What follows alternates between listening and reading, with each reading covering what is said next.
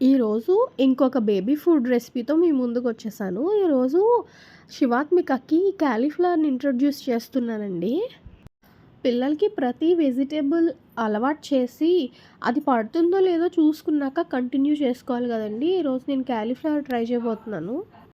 First కాలీఫ్లవర్‌ని బాగా wash చేసుకొని, boiling వాటర్‌లో యేసుకొని తీసుకోవాలండి. ఆ తర్వాత అందులో ఒక స్పూన్ ఆఫ్ నువ్వులు అండ్ వేపి పౌడర్ చేసి పెట్టిన రైస్ పౌడర్‌ని ఒక 2 స్పూన్స్ వేసుకొని, బాగా మెత్తటి పేస్ట్‌లా చేసుకున్నాక, ఇలా బౌల్ ఆఫ్ వాటర్‌లో మిక్స్ చేసుకొని, తిప్పుకుంటూ ఉండలు లేకుండా కలుపుకుంటూ ఉడికించుకోవాలండి బాగా. మన ఛానల్‌ని ఈలోపు లైక్ చేసి, షేర్ చేసి, సబ్స్క్రైబ్ చేయడం మాత్రం మర్చిపోవద్దు.